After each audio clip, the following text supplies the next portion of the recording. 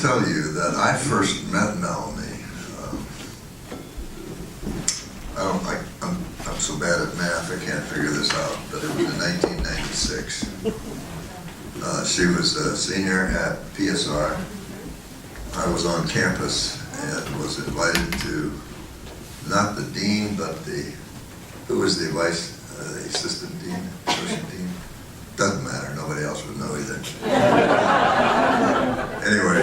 Was it Reese Potterfield? Yes, thank you. Vice president. Reese, vice president. Reese Potterfield, vice president of PSR, was having a number of faculty, and I was teaching at PSR at the time, and the students over to the house. And of course, with very few exceptions, I didn't know who was there. But I was introduced to somebody that night, and Reese was very insistent that I meet her. And her name was Melanie Oommen, not then. It was Green. Melanie Green at that point. Who the heck ever heard of Melanie Green? Well, I found out that night that she had just won the senior class preaching contest, or whatever, the top preacher in the PSR graduating class. And I said, ooh. And then shortly thereafter, I heard that she was going to First Congregational Church, Eugene, where I had been. And I thought, wow, what a coincidence. And then I found out she's still here. And I was so delighted when I came back 15, 20 years later, she's still here. Well, now we know she's moving on, but for 22 years, she's been a part of this community. And this community, this is what's important. This community has been a part of her. And that's what I'm hoping we're going to hear about today. How you all have made her into the person she is. So, Anil, introduce this stranger.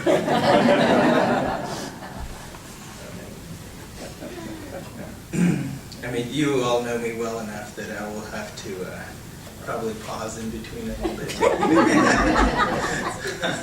So, I was told to keep it brief because I could probably write a book, but that's her story, right? A little more than 30 years ago, at the age of 18, I met Melanie Green. She was in a professional role as a rapper on the student orientation committee at the College of Wooster, and I was an incoming freshman. I've been following her work ever since. She studied in Colombia and Spain while in college, worked as a translator on mission trips and as an advocate for Central American refugees and women who have experienced domestic abuse.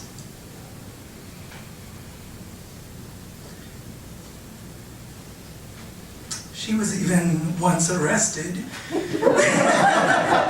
for civil disobedience and invited into the very same White House in front of the White House, and invited into the very same White House to advocate for adult literacy during the Bush administration. One of the things that I learned was that she had a deep sense of call to the Christian ministry since her teenage years even. Which eventually had me packing my bags and following her from the Midwest to the East Coast and then to the West Coast. Even though I arrived on the West Coast before her, I was actually following her. I was trying to head her off at the pass. So on the West Coast, she studied theology, became a mom, and then a pastor at FCC Eugene. I do not need to tell you the work she has done here, because you all have witnessed it. But I'll hit the highlights, just a few highlights, to complete this introduction properly. Melanie Green became the Reverend Melanie Oommen here when she became a pastor. And her work in this context spans her work with the youth group, Justice and Witness Ministries, starting Peace Village, implementing and sustaining comprehensive sexuality education ministry, immigrant rights advocacy,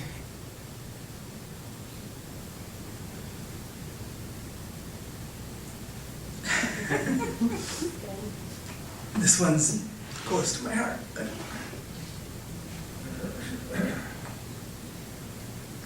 I'm almost done.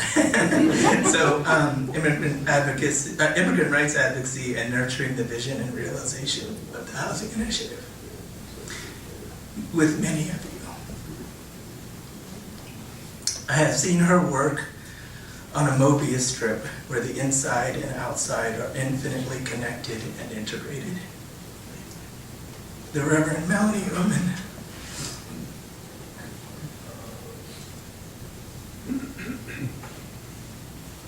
has modeled the kind of leadership that has given birth to beloved community for all of us. It is with great pleasure and lots of tears that I introduce to you my partner and best friend, but most importantly, my accomplice in bringing a little more light into the world, the Reverend Melanie Oommen.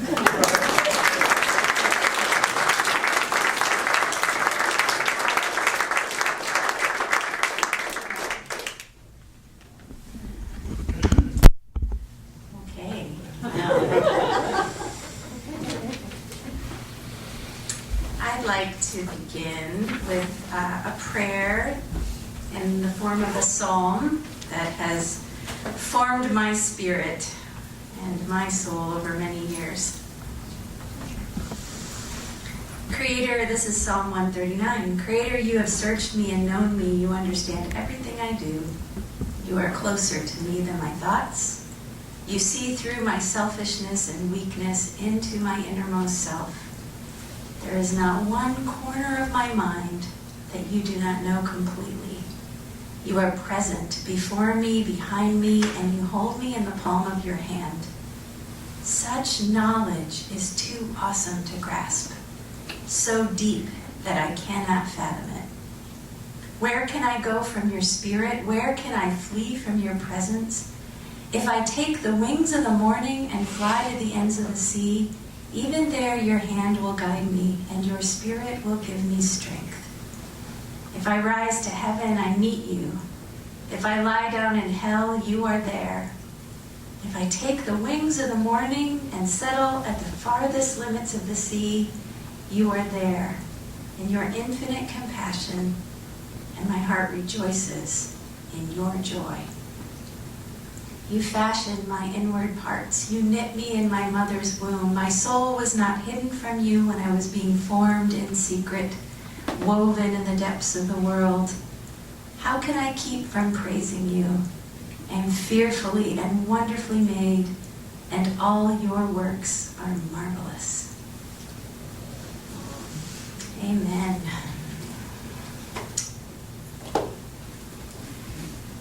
So, this process of creating a story to share with you, a story of my life, has been such a blessing. So thank you not only for inviting me, Don, and for all of you, and thank you for all of you for showing up. I recently was on a retreat. It was a Quaker retreat in British Columbia. And the practice of the entire week was about speaking, but not for the hearer to understand, but in the value of being heard.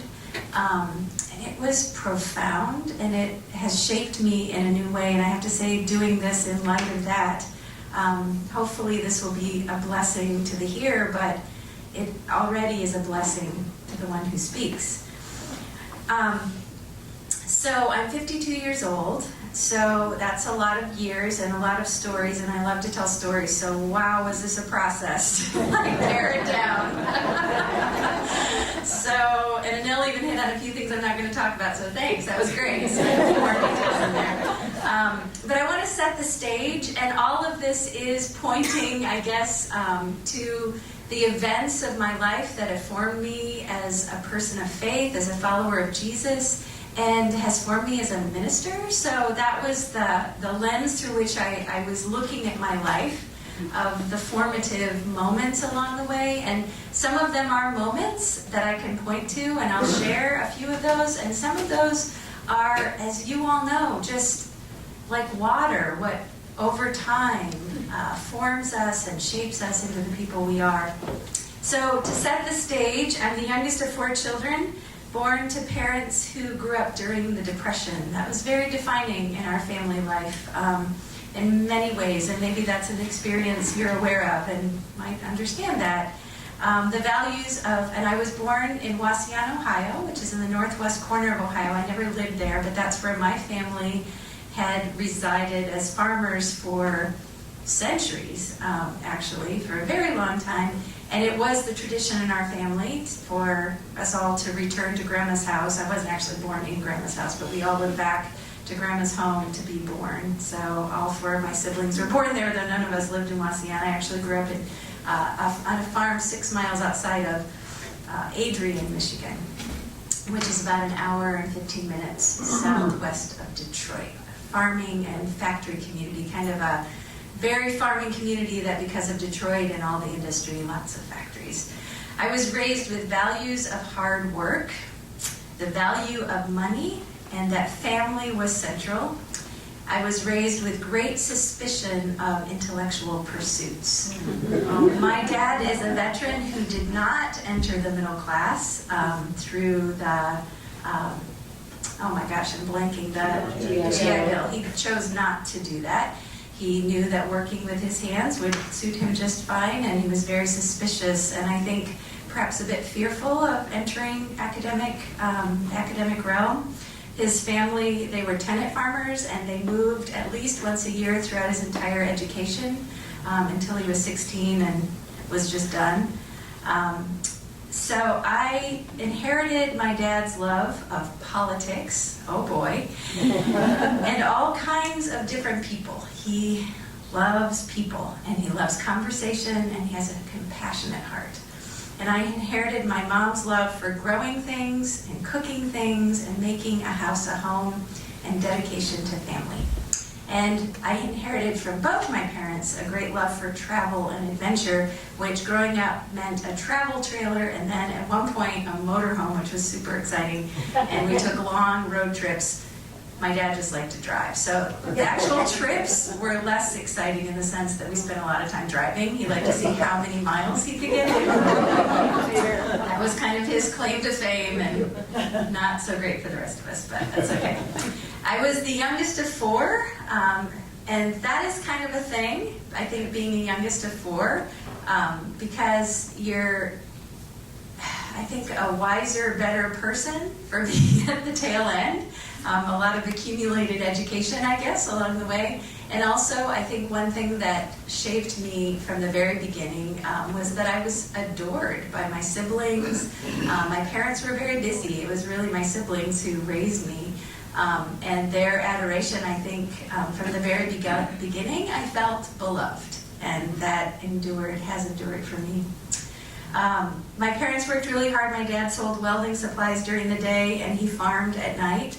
And my mom worked 24/7. I mean, they just worked all the time. My mom was a farmer, and she raised all our food and raised all our meat and raised us and sewed our clothes. I mean, the whole thing. She did everything. It was kind of amazing, and they were quite a team, and they still are, although, you know, they're at a different stage of life, but definitely a good team.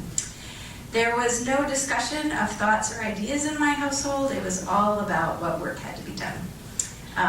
Another defining piece of my childhood and, you know, my life, as anybody who lives with a family member with addiction, is that I have an older brother, 9 years older, who was and is drug addicted. And I think for my parents who came from that culture of survival in the Depression and to parenting through the 50s, began parenting in the 50s, 60s, 70s. I graduated from high school in 1985. A lot of societal transitions that I think in the context of the small farming community we grew up in, there wasn't a lot of capacity for absorbing a lot, so there's a lot of isolation, a lot of not knowing how to deal with his addiction, the violence that resulted from that. And that was really defining for me as a child in our household. Childhood was very lonely for me. I I am a very social person, you may have noticed. So the isolation of being on a farm, not having a lot of interaction with other people growing up was hard for me, but I think it also cultivated for me a strong inner life very early on. And school was amazing. I loved school from the very first moment. Kindergarten was a revelation. There were children, there was stuff happening. I already knew how to read. That's part of being the youngest of four. My siblings taught me, so I had a little bit of an attitude going into kindergarten because the teacher would read books. And I remember the one time I got in trouble early on was she was reading a book and I was talking to my neighbor, telling my neighbor that I'd already read the book and what the book was about. She asked me to be quiet, and I was like, well, I've already read that book, and I had a little bit of an attitude. So, but thankfully, my teachers all the way through were caring and supportive of my intellectual pursuits, gave me books to read, introduced me to the library. I love the library. I was telling somebody yesterday the only book in my household, and this must have been a little bit later on that I remember. We had a few children's books, but was my dad's hero was Ronald Reagan, and so it was The Humor of Ronald Reagan. That was the book on the shelf. And he called, my dad loved to read because he's a car guy. My whole family fix cars, and they're all car people, except for me. Although I know what's wrong with cars. When I hear sounds, I have a really good, I know what's going on. But he loved magazines, so he calls them books to this day. The kids always say, well, Grandpa calls magazines books, but yeah, they were books. So the only people I knew who had gone to college were my teachers. So I thought I wanted to be a teacher. The whole time I was growing up, I always told everybody I was going to be a teacher. One moment on so that's kind of the shaping, I guess, of my young life. A moment that stands out for me in my spiritual journey. I spent a lot of time, there were fields all around our house, of course, because it was a farm, and there was a woods and back that I played in a lot, and there was a pond in the winter I would clear it off and go ice skating for hours, and by myself. I think now, like, oh, I could have fallen through the ice, but I guess I didn't. But I spent a lot of time in that woods, and sometimes it was mostly really joyful, lots of imaginative play. I would play out stories and so forth in my mind, and build things, and just played in the forest. But it was the woods, it wasn't the forest. It's different in the Midwest, it's the woods. And I remember one day, I was probably around 10, and a storm started to brew, and I was out in the woods, and there was this huge black walnut tree. And I sat under the tree, and I remember that day having this sense of fear, and then right alongside it, this abiding sense of something greater than myself. And I really point to that moment of a very conscious awareness of the presence of the sacred, the presence of the holy, the presence of God. And something shifted in me in that moment, but fear was right alongside it. So even though a lot of us, I think, kind of are confused by those phrases in Scripture when it talks about the fear of God, like, I always think back to that moment, and I understand that. I understand that. So I'll just hit a couple other highlights. I'm watching the time because I want to leave time for your questions, definitely. Relationships, as I mentioned, were very important to me. In second grade, I met a best friend who's still one of my dearest friends named Amy. Her family, her parents were quite a lot younger than my parents, and they were very cool. Her mom told me where babies came from. She read me the book, and that was really helpful because nobody had mentioned anything about, bodies and how babies are made or any of that, so I'm really grateful to her. And her family was devoutly Catholic. And so if I spent the night on Saturday night, I got to go to church with them on Sunday morning. So conveniently, I usually spent the night on Saturday night. So I went to Catholic Mass pretty consistently in those years until Amy left. Her family moved to Wisconsin when we were in 8th grade.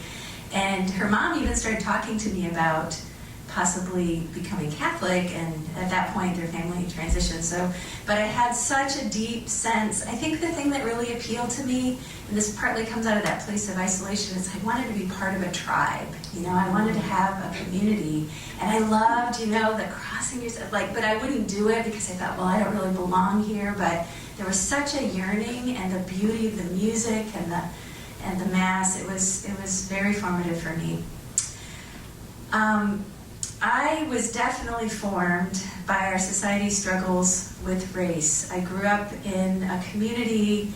I felt like I had a split life, because at home there was a lot of, and in my extended family, a lot of bigotry, a lot of overt, I wouldn't necessarily call it racism, because we were all of a similar social class, and people worked together in the factories and the farms. There wasn't a lot of power over, and that's a whole other conversation. It was a different dynamic, I think, than what we maybe experience in this middle class community that we live in. But there was a lot of overt bigotry. I knew who was in and who was out. But at school was great.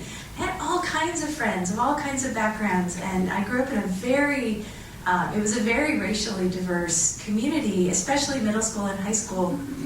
And some of my dearest friends, my first boyfriend, were people of color, but I did not bring them home. It was really clear to me that I was welcome in their homes, but I did not want to risk the danger of the kind of bigotry that I knew existed in my family. So, and that, I feel really grateful, and it's a big reason why I'm such a supporter of public education, that I just feel like there's an opportunity for people of all walks of life to have meaningful relationships, and I feel so grateful for growing up in the community I did, and for coming to understand the things that I came to understand. So during my teen years, I was one of those nerdy kids that wanted to talk about Bertrand Russell, and none of my peers knew what I was even talking about. I had this deep, I don't even know why Bertrand Russell, because it's so hard to read. What was I even thinking? I don't think I really understood a lot of things, but I was such a seeker. I wanted to learn and read. And so in 10th grade, another defining moment and a defining relationship, and then I'm going to move quickly through to a little bit later in life. But I feel like this spiritual friendship with, I always loved meeting exchange students. A lot of my friends were exchange students, because I had this attraction to meeting people from different walks of life. And my best friend, 10th grade, and she's still one of my dearest friends, in fact, we were emailing this morning, it was a woman named Christina, and she's from Finland, and her family were Pentecostal. And she was the first friend I had that I could talk about religion with endlessly. And she invited me at the end of that school year to go with her and some other friends that at our high school, to a Methodist church camp. And it was there that I was invited to accept Jesus Christ as my Lord and Savior, and I did. And it was a moment of decision for me, of coming not as an outsider, walking along the outside of the Christian faith and walking with Jesus, but making a decision that Jesus is my primary spiritual teacher. I use different language now, but the decision I made that day has never wavered. And continues to be what moves me forward in my life, in my seeking and in my community connections. Okay, one more thing I have to say about high school is that I was really involved in theater, and I got to play Sandy in Grease. You knew I was going to. I did. I mean, where do you go after that? Yep. Junior year, it was my moment. It was really fun. So my young adult life was really shaped by finding Christian community. We went to the College of Worcester. That's where I met Anil. My rapping career was very short. Very short. Really bad. But another moment in that process. The other thing I just want to say, I did attend, after I became Christian, I attended various churches. And one thing that really formed me in my ministry here, working with youth, is what it's like to be a teenager going to church on your own and trying to find your way. Nobody ever knew what to do with me. They didn't talk to me. Youth leaders, it wasn't a great experience, I guess, but I was so motivated by my search, my spiritual seeking and wanting to understand the life and teachings of Jesus that kept me going. But I really appreciate in this congregation that you all interact with our teenagers and that our youth leaders have strong, mature sense of self and can really be present fully to our young people. It would have been a great thing for me. I mean, I kept going regardless, but I do have to say it's a little bit unfortunate, I guess, along the way. But going to college was an opportunity to really see Christian community in a very deliberate, grown-up kind of way. My freshman year, I was involved with a small prayer group of students, and we went, and we realized that a number of us, it was a small group, but that most of us had never been baptized. And so we connected with this intentional Christian community. This is in the middle of Ohio, and we decided to be baptized, and they invited us to come. It was like a commune, and they had a pond, and we all got dunked in the pond, and I never saw those people again, actually, but it was such a profound experience of being welcomed into the Christian family through that ritual of baptism. The thing that marked it also is it was Easter morning, which is traditionally when baptism happens in the Christian church. And the Good Friday before, my brother, the one who struggled with addiction, was arrested for dealing cocaine. And this was in the 80s, where a point needed to be made by the judges, being hard on people who he was drug addicted. That was the problem. It wasn't that he was a criminal, but he was dealing drugs to support his habit. And it was a very serious charge because it was a lot of cocaine. And so he was, over the course of that year, so then I was baptized on Easter Sunday, so it was a very interesting, and my mom didn't tell me after because she knew about the baptism and she didn't want to trouble me kind of thing, but it was awful, as you can imagine, this whole process for my family and the shame in a small community, headlines in the newspaper and all of that. It was terrible. And he was eventually sentenced to 5 years in the state prison. And that really marked those young adult years for me of going back and, and being in this world of college that I did not understand. It was very foreign to me, this middle class world. But the alienation that people experience when our life realities are so different, and in my college world, there was no sense that people live different lives. It was sort of those people out there. It was a very middle class, wonderful, wonderful college. Had such great experiences there. But that was very formative. And then, of course, every visit home, every holiday was spent. My parents were so committed to supporting my brother and visiting him. So, but we would go to the state prison and spend our days with him. So I did study abroad. That was very formative. This was a gift to me when I graduated from college, following Christ in a consumer society. The spirituality of cultural resistance was very formative. It was a Catholic Marxist analysis of our economic system and our spiritual system. It's a very important book for me and really launched me into that senior year of college. I was connected with a Catholic worker house in Cleveland and spent a lot of time there living with the poor, not serving the poor, but essentially becoming poor, joining in solidarity. And that was really formational for me as a young adult, and lots of communities along the way. My studies, I was a political science and Spanish double major, and my studies were all around social movements, particularly movements of outside of the political, constructed political sphere, particularly around women's peace movements and then the sanctuary movement in Ohio. And I actually had the opportunity, that was, church people who housed Central Americans on their way to Canada during the Central American Civil Wars.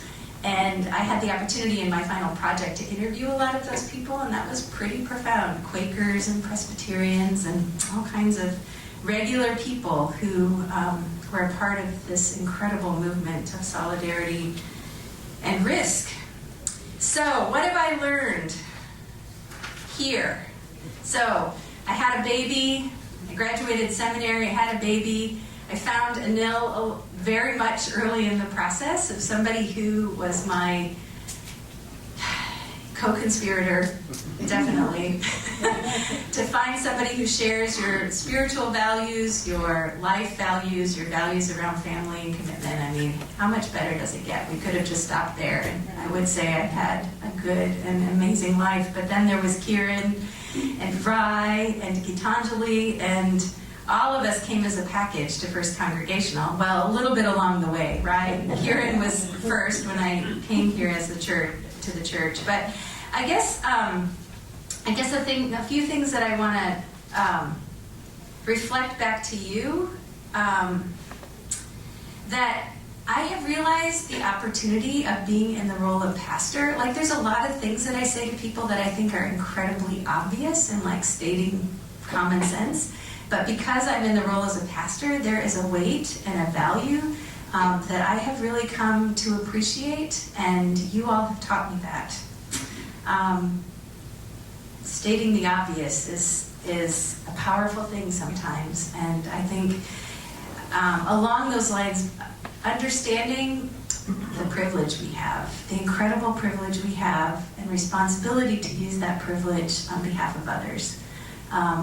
I was on the receiving end of that a lot in my young life, of people who were willing to reach out to me, to draw me in, to keep me from being just a spectator on the outside, but to really be a part of things. And I feel such a sense of responsibility and just joy that we all get to do that with and on behalf of others. And this community has a deep sense of that. The other thing I've really received from you all is the value of the intellect in the spiritual life. Like, I don't know what I would have done without books, and ideas and theology and Reinhold Niebuhr and like so many formative intellects and intellectual communities along the way. And that is such a strong connection for me, the heart-head connection, as I know it is for you. Here I have become very much a pragmatist, thanks to all of you, because there's always that question, so what? So what do we do with this? How does this make lives better? How does this promote healing and wholeness in our world? Whatever it is that comes along the way. I am so appreciative to be part of the United Church of Christ, and I came to the United Church of Christ as a young adult through an intentional Christian community the year after I graduated, and Anil lived in the same community the year after I did.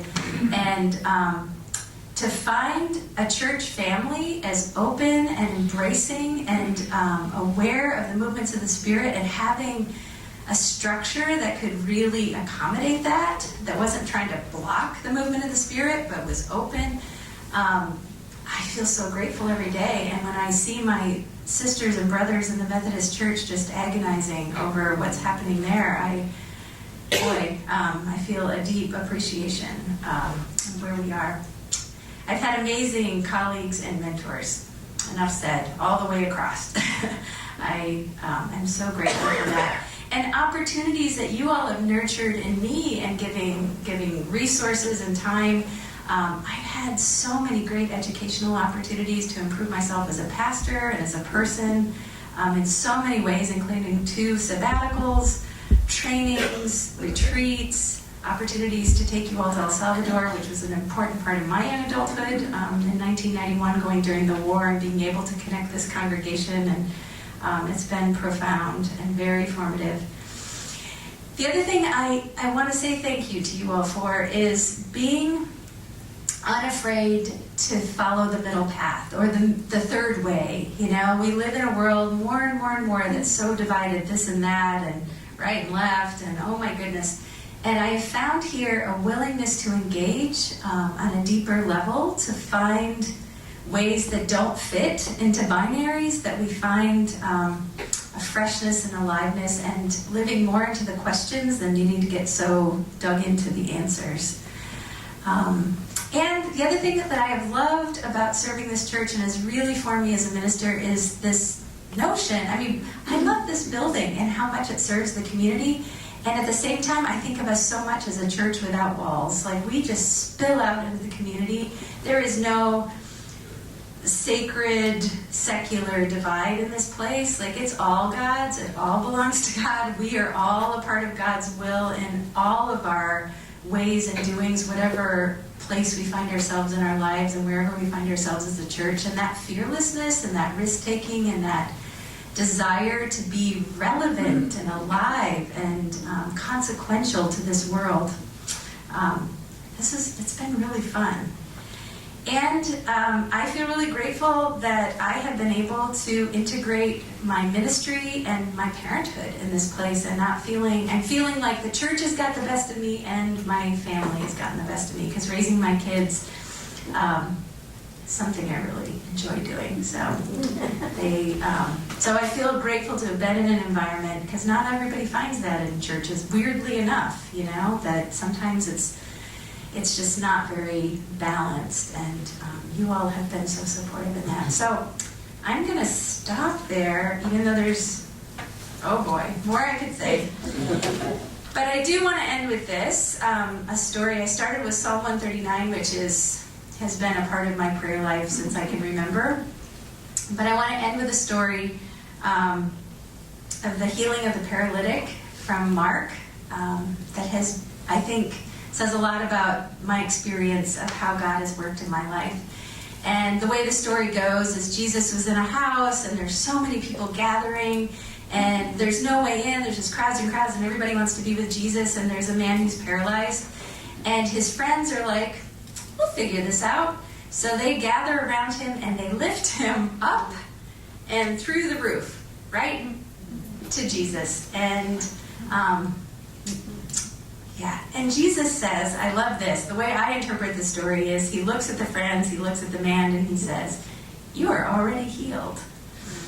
What he actually says is, at least according to Mark, is he says to him, son, your sins are forgiven. So there it is, the power of friendship, the power of community, the ways that we hold each other and carry each other through boundaries and walls and all kinds of stuff. And that has been my lived experience, and I'm so grateful. So, do you have a couple questions? All right, good. Roger, go ahead. I actually have two.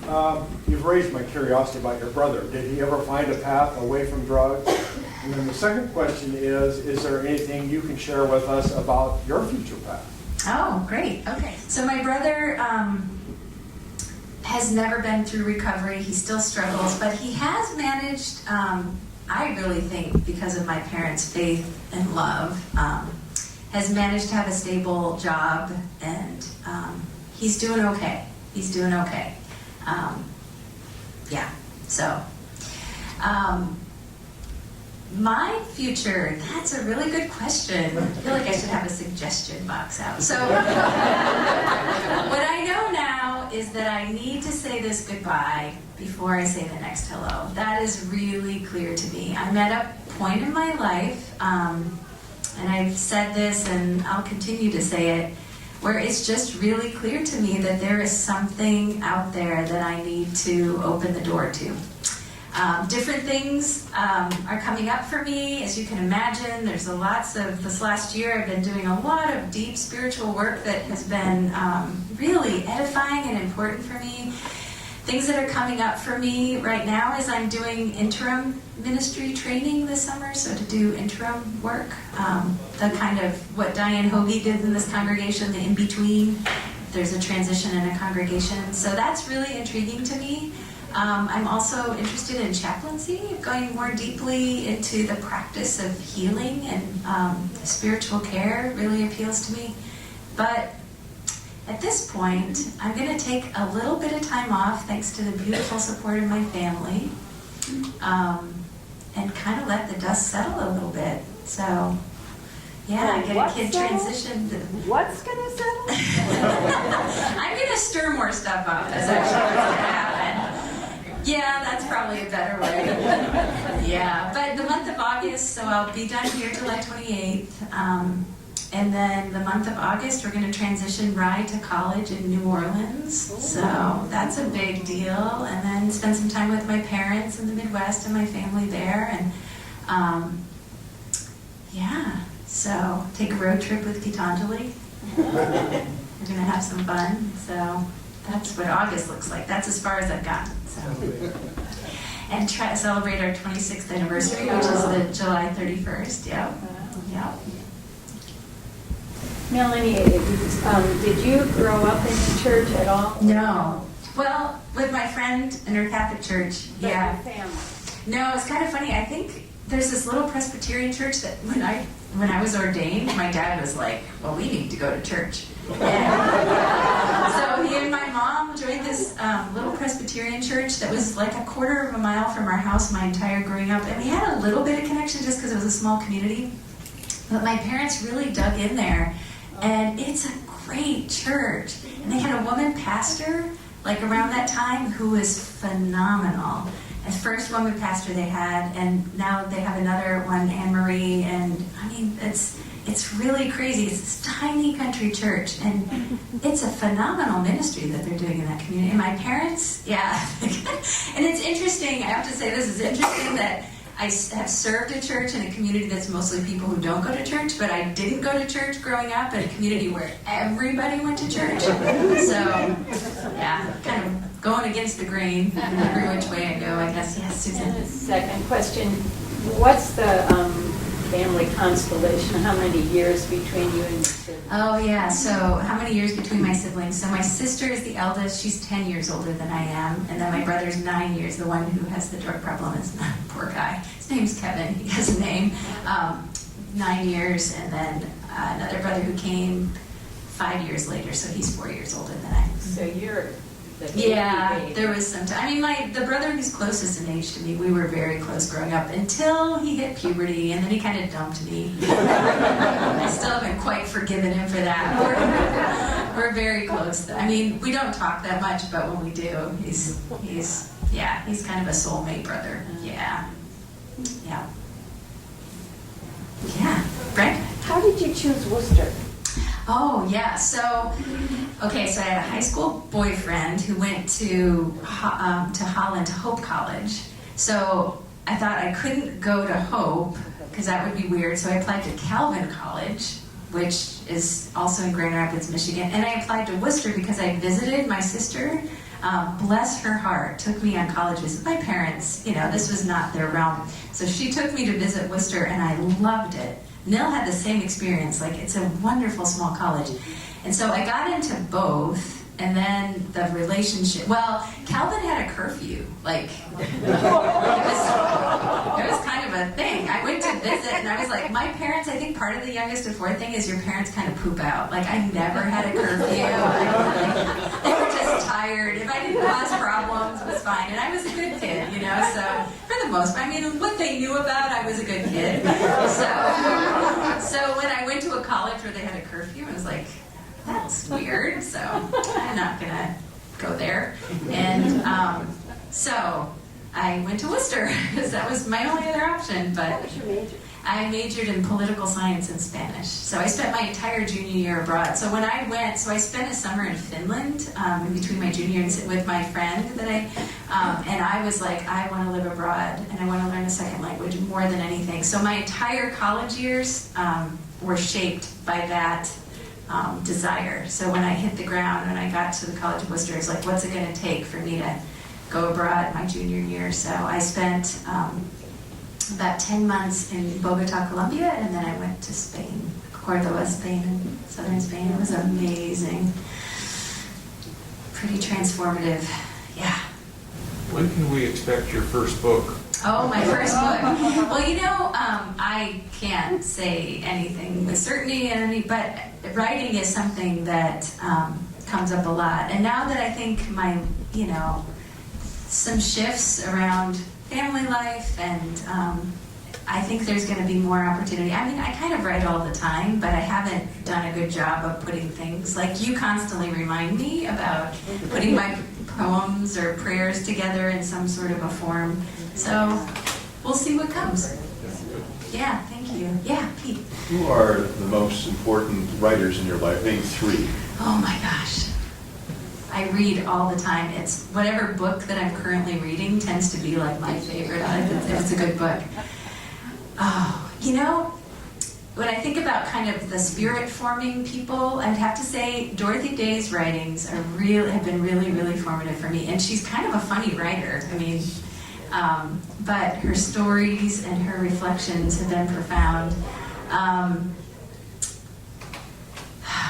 Boy, Mary Oliver, actually I brought one of her books. I was thinking poets, Wendell Berry. I read a ton of fiction though. I really read so much fiction, and I'd have to think a little bit more. But those are two poets that definitely have been really formative for me. I feel really grateful because of Anil and his mutual interest in literature. I've been exposed to so many wonderful Indian and Indian American authors. And yeah, so I could give you a list, but to narrow it down, that would be kind of tough. Jonathan.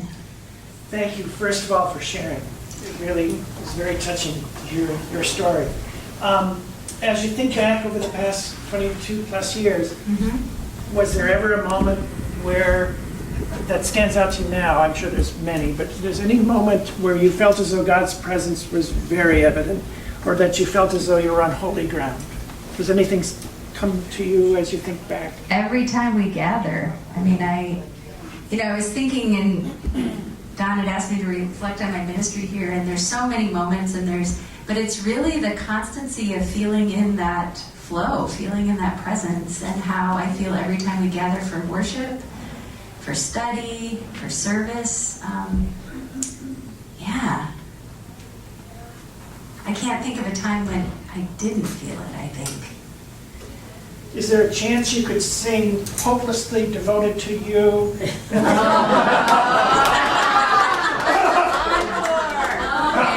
That's for July 28th. A little karaoke, yeah. Yep. I could show you my high school yearbook with pictures from Peace Star. Kids have seen them, they're just like, oh my gosh, that's so embarrassing. Susan. No, it's good. I think we have a couple more minutes if my watch is right. How did you get started with Peace Village? Where did that 2003. So there was, how did we get started in Peace Village? So there was a young woman named Wintry Witt, and she's still a good friend. She lives in Portland now, who was a Pacific University student. And she and Derek Riley and Charles, who is not here today, is he? Okay. Charles was a pastor at Lincoln City, and he's a member now of our church. He connected with these students at Pacific. They started Peace Village. Wintry was charged with going out and spreading the good news of Peace Village. So Janet and I met with her. It must have been like a year or so before 2003. And she talked to us about the possibility of starting a Peace Village here. And we were like, oh, that sounds really intriguing. And then we were gearing up for War with Iraq in January of 2003, and our what we called then our mission committee, our Justice and Witness Committee, was really discerning what is a faithful response to this war that's brewing in Peace Village. We kind of looked at each other and we said, it's time for Peace Village. So that's where it started, and here we are. The war continues, and we keep doing Peace Village. So. Yeah. Jenny. Do you have an articulated purpose for your life, and has that changed over the years? I think it's pretty simple: to follow the life and teachings of Jesus as best I am able, right? And I don't think that's changed. It's looked a lot of different ways, but I think that guiding light, that guiding purpose has sustained me and taken me into all sorts of interesting places, including here. Maxine. When did you feel called to become a minister? Oh, so it's really interesting because I really didn't, so the Catholic Church piece, and then when I was 16, and then I was going to church every Sunday. I went to an Assemblies of God church that was very Pentecostal, and I watched the ministers, and I was like, yeah, that really speaks to me. And then I was in my freshman year of college, and I was on a retreat with a friend's home church, so it was her youth pastor or whatever. We were on this young adult retreat, and we were talking about vocation, and he asked us, you know, in the circle what we felt we were called to do with our lives. And I raised my hand and I said, I feel called to be a minister. And he was like, no. Women are not ministers. I was like, wow, way to shut me down. But the thing was, like, even though I grew up, as I know you all know, with lots of sexism, I also benefited from the feminist movements around me. And it was like, this is partly, I think, not growing up in the church. Like, it wasn't deep for me. Like, I read scripture. I didn't, you know, I understood, even though I was being taught a literal interpretation. Like, I had a brain, and I got it, that things had changed, and we weren't doing things exactly as they were then, or whatever. And it wasn't even clear to me. I mean, I saw lots of women in the Bible, and women doing ministry, so that didn't even really make sense. So I just moved away from that community, and over time, and a lot of transition happened for me theologically, partly because of the shifts in my family and then my experience in Latin America. And then I got really involved with, Emil as well did, and it was one of our points of connection was the Presbyterian Church on campus at the College of Wooster, and the senior minister at the time happened to be a woman. How about that? So, yeah. So I had great models of women in ministry and great men who mentored and encouraged me all along the way. So that whole, yeah. So it was really clear to me. And one of my mentors my senior year, who actually married Anil and I, he was really talking to me a lot about seminary, but it was really clear to me I needed a few years before. So I went to Washington, D.C., and that's when I found the United Church of Christ. And I joined the downtown First Congregational Church. And at that church, they just drew me in. I was leading worship. I was doing community organizing. I mean, I was working during the day in social services with refugees, and then at night I was at the church like almost every night of the week. And at one point, about 4.5 years in, they were like, okay, it's time to go to seminary. So my pastors, I had 3 pastors, 2 of them were women, and off I went. So here we go. So it's also time to go to worship. It is, yeah. So Melanie, thank you so much.